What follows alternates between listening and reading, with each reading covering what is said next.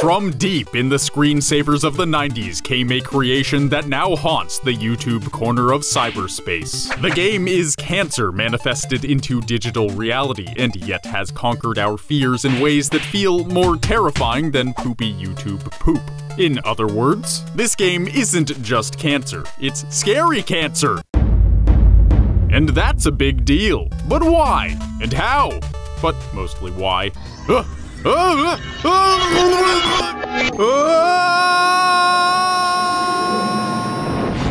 Ow! Good God, please erase this place from existence and make it all stop! What does this almost occupier of the Uncanny Valley want with us in his weird, creepy school? And no, I don't want to play jump rope, holy blah blah, you creepy bitch! It's all gonna be fine. Don't worry about it. So get out your thwacking stick, brush up on your arithmetic, and prepare yourself for math problems that are truly unfair. For education gone horribly, horribly wrong. The story of Baldi's Basics in Education and Learning. The story you never knew. Gotta sweep, sweep, sweep! First things first, this game is a parody of 1990s edutainment games like Math Blaster, Mavis Beacon, and probably some other favorites. That'll be important later, so keep that info stashed away somewhere. Somewhere safe. Next up, what's the deal with this guy? He's so upbeat, yet his voice is so creepy, it's like it's tapping on my bones. Welcome to my schoolhouse. Well, one of the first things you'll notice is Baldi's unsettling positivity doesn't last long. This here, You Can ThinkPad, is merely the first encounter of 7. With this run of the ThinkPad, you can get all the problems correct, the prize for which is an acknowledgement that you exist and a shiny quarter.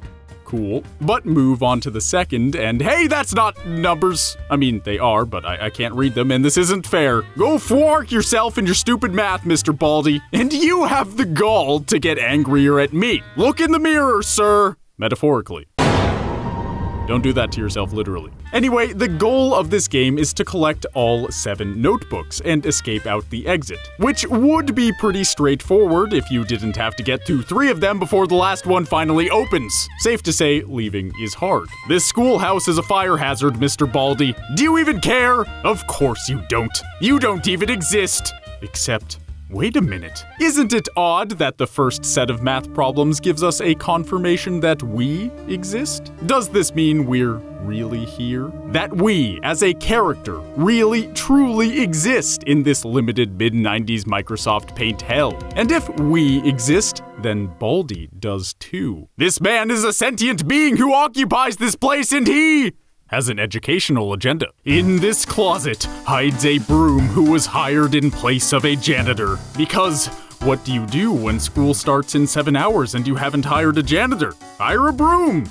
It sweeps. And sweeps it does. Also, apparently this broom is named Gotta Sweep, but calling it broom is way funnier, and this game is dumb anyway. Indeed, broom is the neutral chaos of Baldi's schoolhouse. Broom is a being whose entire existence is passionately focused on the act of sweeping. Not a single novel thought ever crosses Broom's mind. There is only the need to sweep regardless of who is in the halls and regardless of what is happening. This may seem like a tangent, and it is, but it's also not. Broom is important! You see, after learning that we exist, we can therefore infer that Baldi exists, and therefore that everyone and everything else in this game exists. You might be wondering what exactly I mean by that. Well, gentle viewer, allow me to explain. With every work of fiction, there is the acknowledgement by the creator and the audience that none of this actually happened, that none of this is actually real. Mario isn't really a person. He is not a thinking, feeling entity who actually saved the princess. He does not have the moment-to-moment conscious awareness that comes with the territory of having a mind. Because he doesn't exist! And neither does the Mushroom Kingdom. Nintendo never tried to say otherwise. But Baldi's schoolhouse and the students in it,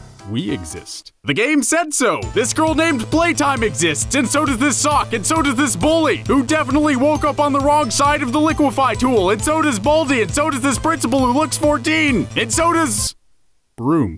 So I ask the question, what would it be like to exist here, in this sterile prison of a schoolhouse with hideous things roaming and rules, rules, rules? Hell need not be made of fire, gentle viewer. And yet, Broom's perspective on things is, oddly enough, a state of bliss. A state of mind that is so hyper-focused on one thing, one purpose, that Broom is able to shut out the rest and lead a meaningful existence within this place.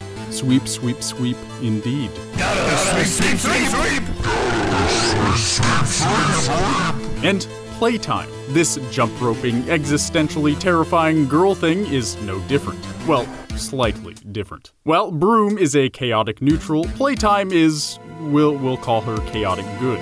If you need to brush up on your D&D alignments, I'll just leave this here. Well, Broom only wants to sweep. Playtime wants not only to jump rope, but to have fun. And for us to have fun too. I mean, playing with her is about as fun as playing hopscotch because you've got a gun to your head, but she means well, right? But like Broom, Playtime is extremely focused on one activity. But unlike Broom, she's aware of more than just her activity. She's aware of us and whether or not we jump rope correctly. What's particularly unsettling about Playtime is that her sense of fun is a little wonky. She's the worst, and will almost certainly get you caught by Mr. Thwacky over here because she wants to play. How selfish, and how not fun. Don't you see the error of your ways, little girl? Don't you? Ha! Of course you don't. When you exist like this, fun is fragmented and bastardized and squeezed into the second dimension to become the annoying, scary time waster that is jumping rope with this bitch. Sigh. But where am I going with all this? We've analyzed the psychology of Broom and Playtime, and how their mindsets make sense in the context of the world they live in. But what about Baldi? This is his schoolhouse after all. The principal may be the head honcho of the Thing. I guess this place is called the Thing? Whatever. The principal may be the man in charge according to his position of authority, but this is Baldi's basics. He is the true mastermind behind this realm. And I want answers, gosh darn it! Answers to why any school would be organized by a man who can't even administer a test that makes sense. Answers to why this same man would be driven to levels of angry insanity so high that he chases us around with a ruler for minutes on end. And nobody tries to stop him. What's wrong with this place? And why has this poopy game of poopiness resonated enough with the world to garner millions of views on YouTube? Sure, the game is worth its weight in entertainment, in spite of and because of its jankiness, but sometimes pieces of art tap into our culture in a way that's more relevant than is immediately obvious. Sometimes what's on the surface is merely what draws you in, and it's something lying below. Something real that keeps you engaged. Indeed, Baldi's basics is real. This place and all the people in it exist! Kind of.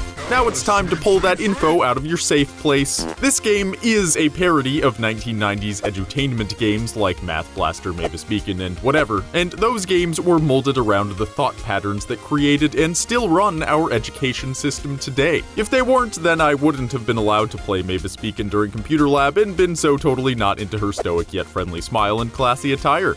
Oh, Mavis, I mean, there's something wrong here! Something fundamental. The parody that is Baldi's basics in education and learning runs deep. So deep that it strikes right at the heart of any child who's ever filled in a standardized testing bubble. It speaks to the shortcomings and outdated teaching methods within our education system. The logic is sound and reasonable and totally not shoehorned in as an excuse to talk about something important, okay? You see, Baldi gives tests like we're given in school. Sure, his tests are ridiculously easy and often completely incomprehensible, but this idea of giving a list of problems in the same category, in this case simple arithmetic, and then giving you a pass or fail, well, there's nothing wrong with that idea itself, but look how Baldi reacts when you fail. He gets angry. Sure, that isn't how a teacher should act when a student can't pass, but more importantly, his tests never change. You can get the first 3 questions right, but after that, you fail every time. Baldi wants to test your ability in one aspect of one subject, and considers you to be stupid and useless enough to be chased around and smacked with his splainin' stick if you can't pass. You're never given a chance to see what else you might be good at. You're never allowed to learn in a way that's more natural to the human mind. It's just learn it or you don't pass. You're bad at math? Well, that means you fail at math and therefore will never have the mental capacities to use it in any context ever. Thwack, thwack! If you're a bit confused what I'm getting at, don't worry. The takeaway that I've shamelessly shoehorned in is best understood with the ideas of educational philosopher David Hawkins. In his essay on Living in Trees, he asks the question of how the human mind really learns. If you were to map out someone's knowledge over the course of their life, it would look eerily similar to veins in a leaf.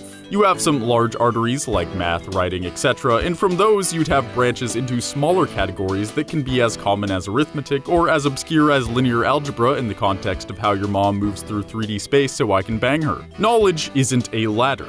It's a network. Yet with the way schools teach, we learn in chunks. One class for math, one for English, one for science, and in each of those subjects, in each of those chunks, you're allowed to move on to the next level, the next grade, if you can get enough points for a passing score. While truly not understanding something should keep you from progressing, You shall not pass! the way we are taught doesn't take into account how knowledge is best organized in the human mind. It doesn't take into account how, when you work on a real-world project, you pull information from many subjects at once, and rarely are you ever hyper-focused on one concept like pure mathematics or pure writing. For example, when I wrote the first ever Story You Never Knew script about Samus Aran, I pulled from my knowledge of writing I gathered from my English classes, my knowledge of existential whatchamahoosit from my philosophy classes and my own research, and my knowledge of video games I learned from playing video games. All at once! Practically anything you do outside of school will test your ability to pull information from many disciplines at once. The more complex the project is, the more subjects you'll likely need to pull from, and the deeper into each individual knowledge tree you'll need to go. Yet with the way we learn in school, you'd think the only thing relevant to math is math itself and all its subsections. That the only thing relevant to writing is writing itself, with all its subsections. Once you get to college, subjects can start to mix, especially when you're talking about hardcore research papers or engineering or whatever. But during those crucial formative years, you're learning each subject separately. But what if, instead of having information boringly thrown at you for 7 hours a day and then having to regurgitate that information on paper with no real context for how any of this could or will be useful to you, what if you had the chance to contemplate your individuality and focus on projects that seamlessly combine the subjects every student must learn into projects that you are passionate about, or at least actually care about? Maybe it's building a dope robot for a dope competition. Maybe it's writing a paper about those endangered polar bears you're sad are dying and using statistical analysis and data collection to study them so you can learn more about their predicament while practicing something that matters. You wouldn't be told you suck at math because you can't stand to focus on the next statistics lecture. You'd choose a project or a class that utilized that subject and made you understand it in a context you actually care about. And if you still suck at it after that, then you really do suck at it. I was never a fan of geometry in school, but when I joined the robotics club and got to use it a little to build a robot I got to drive in a competition, suddenly the numbers and angles started flowing. Depending on what school you go to, opportunities for individualized learning experiences might be very abundant or non-existent. But what can't be denied is that learning in the context of something you care about fits incredibly well with how information is organized in the human mind. It's not organized in the ladder where how high you can climb determines how good you are. It's a network where every subject you learn is interconnected with every other subject. You may have seen that dope RSA Animate spoken by Sir Ken Robinson. It has like 15 million views, so odds are pretty high you have seen it. In it, he delves into what's wrong with Western education and really education in general. The way we're taught is based on an out-of-date model of education put in place to groom hordes of mindless factory workers. That's not a conspiracy. That's a fact. The separate buildings and classes for each subject, the timed bells. It's all a throwback to when kids had to get ready to tighten bolts for 12 hours a day. Education, as it stands now, squashes creativity and gives gold stars to those who happen to function just fine in its mind boundaries. If you happen to be one of those people, good for you! But you got lucky, son! or daughter. But to those who don't fit well into this mold, and to those who are bored by it, how things work at school feels like how Baldi runs things in his standardized, monotonous hell. Clearly, school is better than this place, no matter who you are, but it's an exaggerated metaphor, okay? Which is why I can keep going with it, and why those who thrive in the current school system won't be offended by the next sentence. There are those who have found a sort of creepy peace with this endless monotony. Broom and playtime, with their hyper-focused mindsets, are okay with this place. But even they could see more richly if they had the courage and clarity to go through the motions and walk through that exit. That's not a metaphor for dropping out. Do your homework, you lazy It's a metaphor for graduating from this place and forging your path based on your genuine interests and not necessarily following the path you've fallen into based on what's been drilled into your head all these years.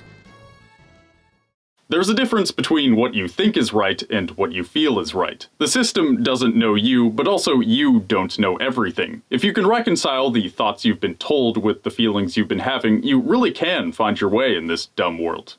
You really can. That's the story of a teacher and his silly, creepy standards. The story of Baldi's Basics in education and learning. The story you never knew. And that's my take on Baldi. What did you think? If you want to look more into how our education system can be improved, there will be links in the description. It's an important conversation, so why not talk about it on a video where nobody was expecting it? Anyway, if you made it this far, then chances are you liked the video, which means you could use some more Treesicle goodness in your life. Every weekday at 3 p.m. Pacific time, we're playing games on Twitch. What the fuck are you doing, dude? Oh, it's about Go away! punishment time. And oftentimes we're playing games that we've covered on the channel, Baldi's Basics included. So check us out live at twitch.tv/Treesicle, where I'm streaming something cool with Ryan, the real truth dude, right now. Basically. Unless it's the weekend, then maybe not. And if you missed it, you can click here to see Ryan and I getting a secret, mysterious ending in Baldi's Basics, and raging super hard. Check that out if you missed the stream, or if videos are more your speed. Besides that, I'm Grant. That's all I got for today, and I'll see you next time. Bye!